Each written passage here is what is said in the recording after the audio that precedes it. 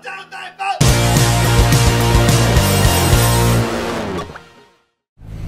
guys, welcome back to Jason Sire Media. Sekarang kita ada di segmen Roll Bar, review mobil barang dan mobil drift. Kali ini akan kita review adalah Toyota FT86 milik Dipo Dwiki.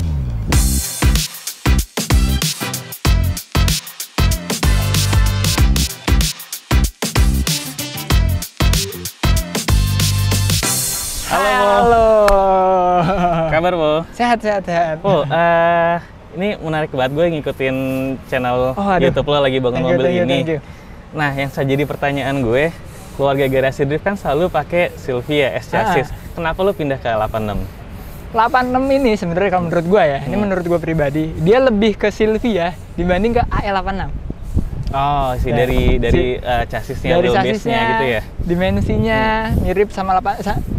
Kalau misalnya AL86 engine bay-nya nggak gede. Kalau jadi 86 engine bay-nya gede. Lebih gede. Kayak Silvia banget deh. Ya, ini jadi mau taruh mesin apa aja muat ya. Mau taruh mesin apa aja muat gitu. Nah, ngomong-ngomong mesin, kenapa pilihan lo ke K24? Ini nih banyak sebenarnya pertimbangannya ya. Mulai dari harga JZ yang makin melambung. Terus K24 di US tuh banyak banget yang pakai sekarang. Bahkan Pikes Peak pakai K24 dan juara lagi si Robin Schultz. Oh, di balap Pikes Peak di balap Pikes Peak. K20 sih sebenarnya dia K20. Tapi ya kayak engine secara general tuh potensialnya tinggi menurut gua. Makanya akhirnya kita pasang di sini. Dan gue lihat di US tuh lagi tren juga mobil drift tuh pada pakai K24 ya. Udah mulai tren. Mereka juga banyak yang ngeluarin kitnya buat S chassis swap ke K24. Series engine lah ya. Ini juga ada kitnya sebenarnya. Cuma gue bikin semuanya. Lo bikin semua? Boleh sambil lihat mesinnya? Nah, ini K24-nya dari Honda Odyssey. Jadi K24 tuh ada banyak banget range-nya sebenarnya. Dia ada yang beda di head, ada yang beda di block dikit. Nah, tapi katanya yang paling reliable, yang paling oke lah ya, VTEC-nya ada, VVT-nya ada tuh yang punya Odyssey. Jadi gue pilih yang RBB punya Odyssey. Tapi secara internal itu piston dan lain-lain dia sama semua? Beda-beda juga, beda-beda. Jadi ada banyak banget sih sebenarnya. Gue juga nggak mendalami semuanya versinya ya. Tapi gue pilih yang paling banyak populasinya juga. Akhirnya di Indo ya? Jadi spare partnya juga susah ya? Kalau spare part sih kayak coil itu sama semua. Iya, justru banyak kita JZ pada pakai coil-coilnya pakai coilnya K24. Betul. Benar. Nah, ngomong K24 itu kan dia NA. Ini kan lo turboin. Itu custom semua atau ada kitnya? Gue nggak pakai kit. Jadi ini benar-benar bikin semua, karena kan kalaupun pakai kit dia kebanyakan mesinnya kan transverse ya, aslinya. Aslinya tuh madepnya miring nyamping gini kan, lo rubah jadi ke belakang. Longitudinal itu nggak ada. Sebenarnya ada kit conversion kit jadi rear wheel drive tuh ada banyak banget yang jual di US. Cuma aslinya mesin K24 ini miring ke sini nih. Maksudnya posisinya agak tidur gitu ya? Tidur. Kayak mesin Nissan ya? Kayak mesin Nissan, tapi mesin Nissan kan miringnya ke sebelah sana. Oh iya, betul. Ini dia miringnya ke sebelah sini. Yang disayangkan banget kalau menurut gua, kit-kitnya itu pada deket banget sama booster. Jadinya kalau bikin turbonya deket sama booster. Oh, ini lo udah nggak ada pakai pedal box ya? Iya. Nah, alasan gua kenapa nggak pakai kitnya itu gara-gara itu, karena kitnya rata-rata orang kan pakai setir kiri ya, booster di kanan sana. Makanya buat mereka tuh aman. Buat mereka aman. Cuma ternyata ujung-ujungnya gua pakai pedal box juga. Jadi ya udahlah, nggak apa-apa. Yang penting mesinnya lurus. Nah, gua lebih suka aja kalau simetris gitu antara kiri kanan tuh sama gitu ya. Nah, kalau untuk ini kan posisinya harusnya miring menyamping, sedangkan RWD kan dibikin ke belakang. Nah, transmisinya lo pakai apa? Kita pakai punya Fairlady Z. CD009 dan kita bikin adapternya pakai aluminium. Kelihatan nih, itu kita 3D scanning. Jadi 3D scanning, terus kita prototyping pakai 3D printing dulu. Kalau semuanya udah pas, kita baru CNC pakai aluminium. Jadi prosesnya sih lumayan banyak sih. Berarti 6 speed ini ya? 6 speed, terus kita pakai short shift, jadinya enak banget sih ininya. Oh, pakai short shifter. Oh, nice. Nah, ini mungkin lo satu-satunya yang pakai buat drifting ya, K24 di sini? Baru pertama ya. Gua rasa bukan yang pertama kali dan terakhir sih, pasti banyak yang menyusul sih gua rasa. Kenapa lo berani nekat coba mesin Honda di drifting? Sebenarnya gua kan suka nge-build mobil ya. Nah, kalau JZ tuh kayak udah pernah gitu, RB udah pernah. Gue pengen satu yang challenging dan akhirnya ya K24 ini menurut gue challenging banget dan so far sih sukses ya untuk drivetrainnya aman. Kecuali hari ini bukan masalah di mesin hari ini. Tadi pas lagi coba ini Asroda patah. Asroda ini aslinya FT86. Aslinya. Ini chassis FT atau BRZ? 86. 86 ya. 86 ini. Oh, berarti Asroda itu aslinya 86. Aslinya 86. Gardan pun kita ganti punya chaser. Karena kan aslinya torsen diff ya. Oh iya. Nah, kita kebetulan punya chaser di rumah. Itu udah LSD, udah LSD dan ternyata plug and play. Plug and play. Jadi ternyata Toyota dari tahun 2000 kali ya, sampai 2010 2000 lewat nih mobil ini, dia nggak ganti itu desain. Jadi ini benar-benar gardannya plug and play. Nggak perlu custom lagi. Nggak perlu custom, sama persis. Pas dihitung semuanya sama, spline-nya sama, semuanya sama. Tapi emang si Toyota tuh emang kuat sih gardannya. Iya. Ini yang kalah si Asrodanya kan? Si CV Join-nya. Iya. Kayaknya kita ada salah pemasangan sih. Mungkin terlalu ketekan apa gimana, karena kemarin sempat bongkar-bongkar. Jadi CV Join-nya tuh bolnya keluar semua. Oh, oke. Nggak ada spare? Nah, nggak ada kebetulan. Jadi kita rada pusing nih. Minggu depan IDS. Mungkin perlu sedia spare banyak. Iya, atau mungkin ganti Asroda. Kita mau ganti sih, sebenarnya mau pakai yang quick change ya. Pengen pakai terus ininya DSS. Quick change diferensialnya. Diferensialnya. Tinggal ganti casing belakang. Nah, tapi masih nunggu budget dulu. Oke. Nah, Pom, ini lo untuk convert K24 jadi RWD dan bisa kepake. Ini Echo pakai fuel tech. Berarti pakai standalone kan ya? Standalone. Nah, itu apa aja sih part customnya yang udah lo pasang di sini? Pastinya oil pan-nya, carter di bagian bawah tuh udah kita ganti. Custom full. Gua pertama kali belajar las aluminium tuh di situ. Tapi yang rapihin orang dari Mas Amin, bengkel Mas Amin. Jadi dilanjutin sama mereka. Dia pakai beveled, jadi di dalamnya tuh ada pintu-pintu, gitu ya, trapdoor. Jadi biar olinya tuh nggak mencar kanan kiri, fokus di tengah. Fokus di tengah. Karena ini kalau lu bisa lihat kan lebar banget ya dia. Takutnya lagi drifting kan G-force bikin olinya ke kiri atau ke kanan ya. Terus kita custom bikin engine mounting dari polyurethane. Ini juga custom ya kayaknya. Ini sebenarnya standar tapi di custom. Oh, ini kita cuma runnernya itu masih bawaan. Runnernya masih bawaan. Cuma kan tadinya si throttle body di sebelah sana. Ada ke sana kan. Ada ke sana. Ini kita balik lah sama kita bikinin ini. Ini pakai aluminium. Aluminium. Oke. Dilas langsung di bawaan standarnya. Berarti kuat ya buat nahan pressure boost. Ya, kalau 0,8 masih kuat sih kayaknya ya. Lo pakai boost berapa ini? 0,8. Nggak tinggi-tinggi banget karena kan internal standar semua nih. Internal standar. Turbo pakai? Turbo ini pakai turbo no brand. Turbo no brand. Kita beli harganya lumayan murah, jadi ya udahlah. Seukuran GT28 tapi. Oh, GT28 berarti ya lo ngincar supaya nggak terlalu lag ya? Iya, nggak terlalu lag. Ya spoolingnya tuh di 3.500-an lah ya. Oke lah. 3.000, oh udah cukup lah ya? Udah enak banget tadi. Dan limiternya kan di 7.500, jadi oke lah. Panjang ya nafasnya? Lumayan panjang nafas. Busnya tuh lumayan oke lah. Ini intercooler pakai Mishimoto? Mishimoto kita modif ininya. Inlet outletnya langsung kita gabung masuk ke sini nih, ke turbo sama ke piping. Jadi silikon hose-nya cuma 2 di bagian si ini. Biar mengurangi copot-copot. Iya, mengurangi copot. Semakin dikit kan semakin nggak banyak masalah lah. Iya. Ini biar jaraknya dekat juga ya? Iya, biar jaraknya dekat. Terus kita kasih apa sebutannya? Cold air intake kali ya. Cold air intake biar nggak terlalu dekat ke ini ya, ruang panas. Iya, kita jauhin ke sana gitu. Nah, ini ada fan-nya. Yang menarik nih, fan-nya nggak cuma dinginin intercooler, tapi di bawahnya ada oil cooler yang kena kipas. Oh, jadi kesedot ya? Kesedot juga gitu. Oh, ini selain lu pasang kipas, ada apa? Housingnya lagi ya? Ada, biar fokus udaranya lebih kesedotnya. Iya, ada shroud-nya. Shroud ya, fan shroud ya? Fan shroud-nya. Tuh. Nah, ini ngomong-ngomong beltnya cuma satu nih dari crank ke alternator. Yap, karena semuanya kita pakai elektrik. Dan kebetulan si K24 yang gue beli ini emang electric power steering. Bawaannya elektrik. Jadi dia tadinya ada fan-nya serpentine beltnya ini cuma buat alternator sama water pump. Oke. Cuma akhirnya water pump kita jadiin elektrik juga. Nah ini tuh lo bikin juga ya? Ini tuh buat outlet airnya kan? Itu buat outlet air. Sebenarnya kita niru dari beberapa brand sih. Kita entah kenapa Kecun brand-brandnya itu pada nggak ada di stok. Akhirnya kita bikin aja. Di sini pokoknya bisa dibikin, kita bikin nih. Iya, kan lebih murah sebenarnya.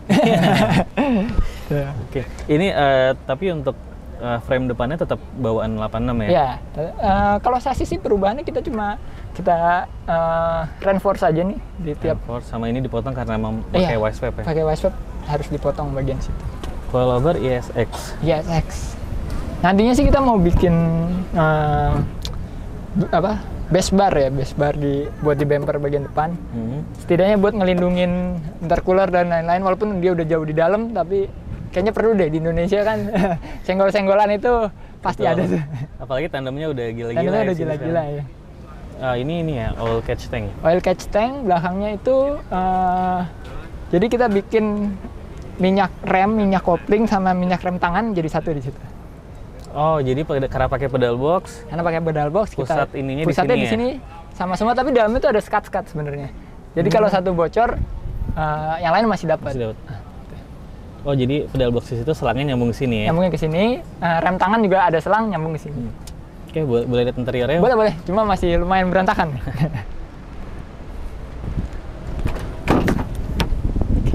Ini pintu masih asli semua? Masih asli semua. Nggak ada rencana ganti fiber? Yang kiri sih pengen, yang kanan kalau peraturannya udah boleh baru kita ganti. Tapi kemarin gue lihat di YouTube-nya Dio, dia bikin S15 apa S14-nya itu pakai fiber flex katanya. Oh, fiber flex ya. Ini masalahnya pintu berat banget ini. Iya, ini berat banget sih. Gue coba buka, gila berat banget. Makanya itu mungkin nanti next-nya ya. Ngomong-ngomong seluruh body ini udah weight reduction apa aja yang lo lakuin? Yang gue lakuin sih paling cuma ya ngelepasin interior, terus nggak ada sih. Ini ya sama dasar-dasar apa ya, peredam? Iya, peredamnya di buka-buka ya. Dibuka-bukain. Sama bikin ruang di belakang sini nih. Ini perubahan yang cukup besar sih. Tadinya kan ini nggak ada ruangan, ini tempat duduk buat penumpang ya. Kita bikin ruang buat naruh aki sama fuel tank ya. Nah, ini menarik juga nih, Po. Pemilihan fuel tank lo kenapa di sini? Biasanya mobil-mobil drift itu di belakang. Fuel tanknya di belakang. Karena jadi pas ini sasis sebenarnya modern banget. Gua pas ngolong ngelihat ada ruang yang besar banget yang sayang kalau nggak dimanfaatin kan. Nah, akhirnya kita ngelihat referensi di luar juga banyak banget yang bikin tanknya di sini. Walaupun nggak bisa banyak-banyak, mungkin 30 liter lah ya paling banyak, nggak sampai lah 20 literan. Akhirnya kita pilih untuk di sini, dan ini langsung kita bikin juga semi intense surge tank. Jadi ini surge tank ini. Oh, jadi lo nggak perlu pakai tambahan surge tank yang di luar? Iya, nggak perlu. Berarti ini di dalamnya ada sekat ini ya? Ada sekat. Jadi dari pompa sini dia pompa ke surge tank. Oh, ini selang yang ini yang pompa surge tank. Di dalam surge tank tuh kalau udah penuh ada balik lagi sebenarnya. Ada di dalam sini ada pipa balik buat balik ke dalam situ, tangki. Nah, ini ke depan, ini baliknya ke surge tank lagi. Oke, ini ke depannya pakai satu fuel pump aja ya? Pakai satu. Ini pakai fuel pump apa? DW ya? DW ya? Yep. Oke, ini buat ini ya, sensor bensin tinggal berapa? Sensor bensin, cuma kita belum nemu cara konekin yang pas ke ECU. Pengennya sih kelihatan di ECU nanti bensin tinggal berapa gitu ya? Berapa persen. Oke. Karena bahaya juga sih, banyak banget kita lagi drifting nih tiba-tiba bensin habis. Akhirnya lagi sideways hilang. Ya, ini sebenarnya ada firewall nih. Cuma kita lagi lepas firewallnya. Oh, buat tutupin ini? Buat nutupin ini semua gitu. Kalau nggak salah, seingat gue mobilnya James Dean yang S9. Iya, S92. Ya, S92 kan? Emang di inspirasinya kan? dari dia banget nih pas kita bikin ini. Tapi emang ini seingat gue dulu gue sempat pakai BRZ. Setelah gue pelajarin BRZ itu kenapa Toyota kerja sama Subaru itu pertama karena Subaru kan boxernya bagus ya. Nah, dia bikin boxer supaya center of gravity-nya kan rendah tuh di bawah. Dan ini kan juga posisi couple sejajar sama kita kan ya. Nah, ditambah lagi lo bikin ini di bawah banget, jadi posisinya makin bagus dan makin stabil nanti saat lagi drifting ya. Iya, dan ini nih sebenarnya posisi standar tangki bensinnya si 86 dan BRZ itu di sini. Oh, memang di sini. Memang di sini, yang di sini. Jadi ini ya kita nggak ngerubah posisinya, cuma kita taruh aja di dia kiri kanan sih, cuma ini kita pindahin ke biar balance juga balance. Kan, si aki di situ ya. Si aki sama driver kan diagonal lah beratnya sama driver. Oh, berarti lo memang mempertahankan si ini kelebihan chassis si 8 ini ya, yang center of gravity rendah. Iya, center gravity-nya rendah. Ini chassis potensial banget sih buat build sebenarnya. Dia symmetrical juga, kiri kanan nih hampir sama persis. Kita bikin bracket jok aja nih bisa tuker-tukeran gitu kiri kanan. Terus rata bawah. Kalau Silvia SS kan ada bagian. Iya, betul. Kita bikin ini nggak bisa lurus nih, bikin view line gitu nggak bisa lurus. Ini benar-benar lurus udah sampai sana gitu. Oh, oke. Asik sih. Emang sih gue lihat di Drift Master tuh James Dean aja sempat kalah sama si Conor ya. Conor Shanahan. Dia pakai 86 kan? 86 dia. Nah ini dan yang handbrake-nya gue umpetin di dalam sini. Oh, masternya di dalam. Jadi dia ada. Gitu. Oh. Ini gue niru si Dandan sih sebenarnya. Oh, Dandan bikin gini juga. Dandan bikin gini. Ini ada brake bias. Mau buat style rem yang ke belakangnya ya. Nah, ini nih semua gue taruh sini. Cuma ada kalau kita buka, gue karena pengen semuanya easy to access ya. Jadi satunya lagi di sini. Jadi benar-benar ke akses semuanya nggak sulit. Kadang kita harus nolong di sini kan.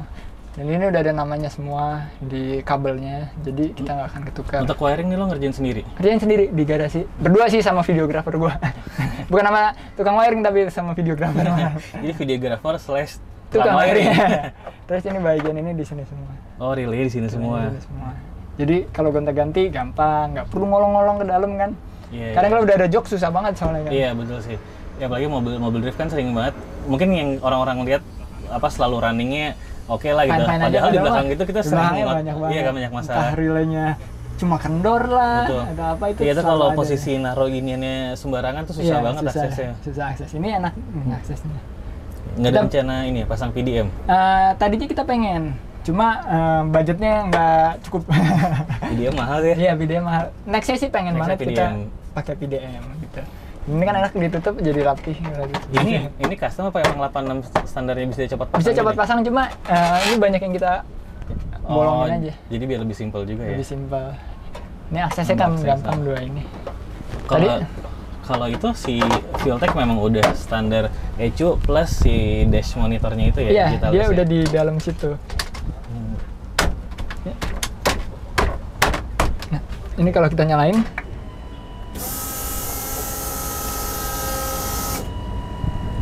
Ini starternya juga touchscreen. Oh, itu touchscreen? Itu touchscreen, jadi kita bisa engine start dari sini. Nah, ini starter dari sini. Sebenarnya dari sini juga bisa. Cuma ini ternyata tombolnya rusak. Untungnya ada ini, jadi bisa nyalain.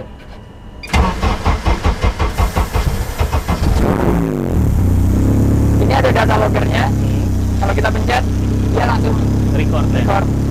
Tapi RPM di atas 3000 juga dia langsung record. Oh, udah set otomatis. Langsung set otomatis. Anaknya lengkap di sini kan, semuanya ada. Yang penting kita taruh atas. Matinya lagi dari sini. Oh, gitu. Udah canggih ya. Udah lumayan canggih ya ini si Fueltech ini. Ini setir sebentar dong sih. Ini setir buat kontes nih. Grip Royal nih. Setir zaman dulu banget nih padahal nih sampai kendor. US kan ya Grip Royal? Iya, US. Nanti mau ganti setir apa? Mau pakai Sparko sih rencananya. Gitu. Mau lihat bagasi? Boleh lihat bagasi. Di bagasi juga banyak yang menarik. Ini lo potong ya yang di tengah-tengah sini? Iya.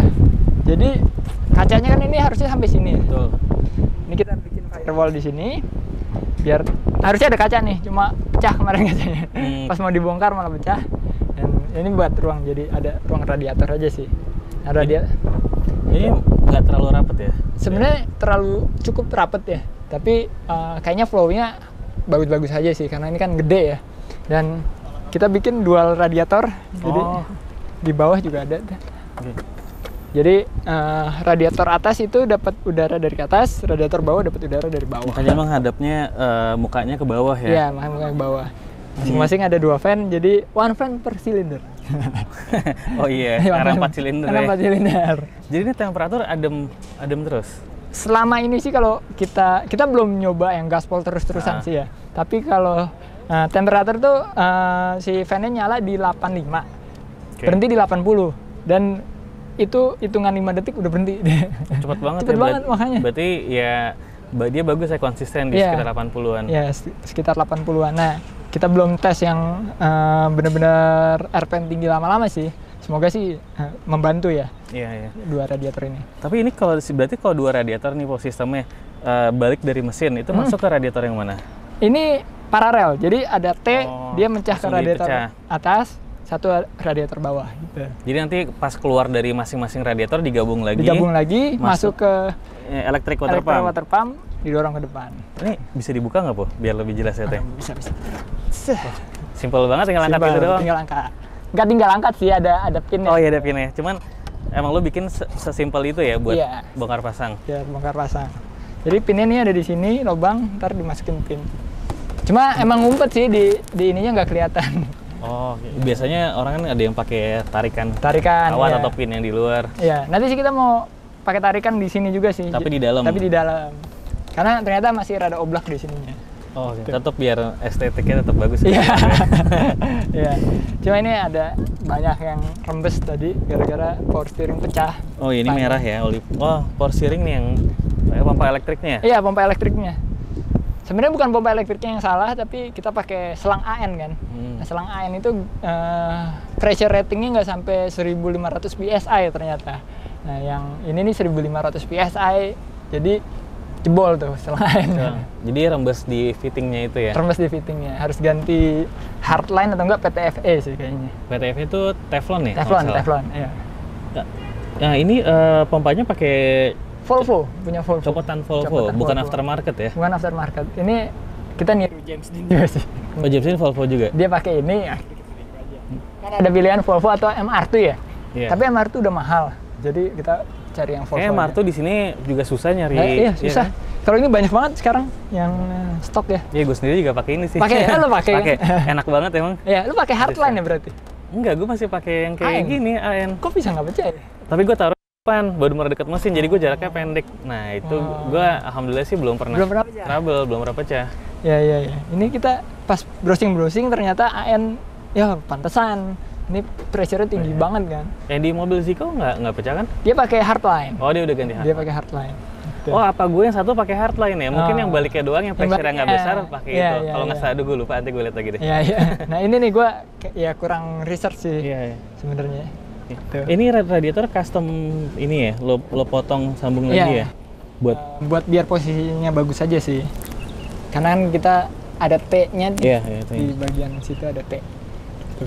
Oke, nah ini pakai dua radiator nggak takut keberatan bro? Nah, sebenarnya radiatornya nggak seberat itu juga radiator kan, ya mungkin ya kalau tambah fan lumayan berat sih. Cuma kita mau coba juga biar ada berat di belakang.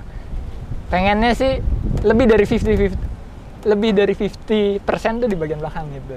Buat ngincar grip belakang ya? Ngincar grip belakang, karena kan mobilnya juga powernya nggak gede. Siapa tahu kita bisa keep up sama yang powernya gede-gede kalau gripnya ada gitu kan. Jadi, belum terbukti berhasil juga sih, itu baru teori aja. Ini harusnya coba hari ini ya, gara-gara roda nih. Gara-gara ada beberapa problem lah di mobil ini. Ya namanya juga masih tes pertama kali ya. Iyalah, ini baru jadi banget juga. Iya, baru jadi banget. Yeah. Baru jadi semalam, gua kemarin ngerjain ini sampai jam 12 malam.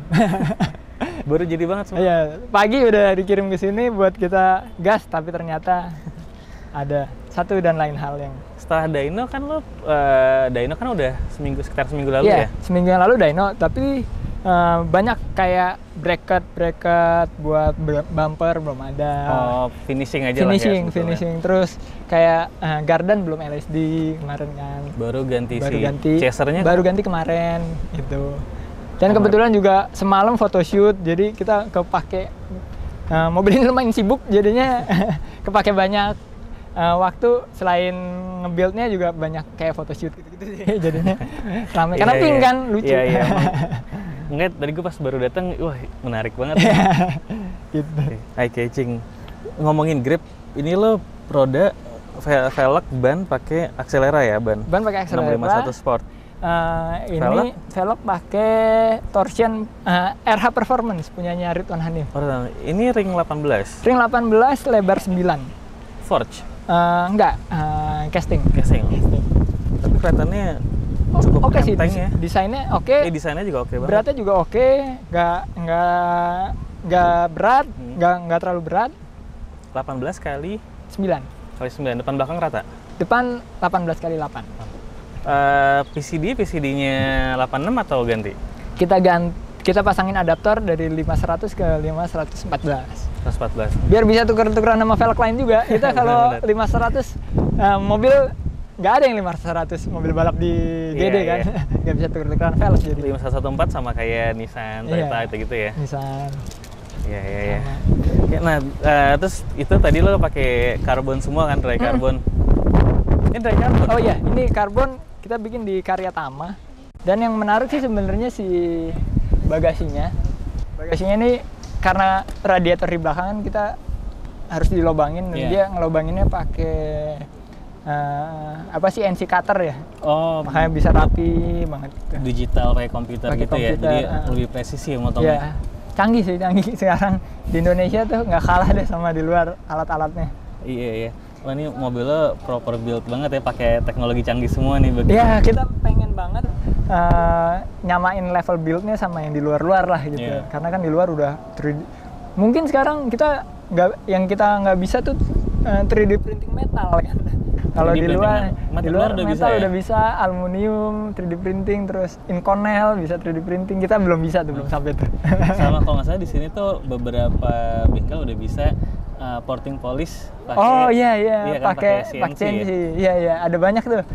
Ada banyak. Tapi gue kemarin sempat tanya tuh di Engine Plus kalau nggak salah. Iya, Engine Plus punya ya. Tapi dia buat JZ kalau nggak salah belum ada. Karena terlalu lebar kali ya. Mungkin sih bisa jadi. Sama mungkin kan kebanyakan mereka mesin-mesin K Evo gitu ya. Rencananya sih membangun mesin K selanjutnya di sana sih, di bengkel itu. Gitu. Ini lo bikin sendiri? Ini mesin standar. Oh, standar. Internalnya nggak ada yang diubah. Cuman upgrade turbo dan lain-lain aja ya? Cuma langsung fuel system gitu. Fuel system sama ganti oil pump. Oh, nextnya mau upgrade di sana di Engine Plus? Pengen build mesinnya, mesin baru lagi satu gitu. Yang ini kita lihat aja jebolnya kapan. Ini sekalian buat trial juga buat trial yang ini. Oke. Body kit ini Karma. Ya, jadi emang sengaja konsepnya gua yang mau buat tuh banyak produk-produk lokalnya. Kebetulan Karma kan produk lokal dari Mas Kiki. Velgnya juga Mas Ridwan Hanif. Kenapa kita nggak pakai velg kita? Karena Mas Ridwan tuh dulu pas kita baru bikin DNZ beberapa kali sering pakai DNZ. Sekarang kita gantian pakai RH Performance. Gitu. Saling support ya. Saling support. So, thank you banget udah boleh review mobil. Thank you banget juga. Jadi ini kan minggu depan tanggal 3 itu kan ada IDS Final Round. Jadi, rencananya mau ikutan nih. Oke, jadi buat teman-teman yang pada pengen lihat Dipo beraksi dengan 86-nya, datang ke IDS Round 3 di sirkuit JS11 Max Drift di Karawaci. Siap, semoga nggak malu-maluin. Karena belum pernah ngedrift pakai ini sebenarnya. Dan guys, ini salah satu mobil drift yang sangat modern banget di Indonesia dengan semua teknologi terbaru yang ada udah lo pakai semua ya sini.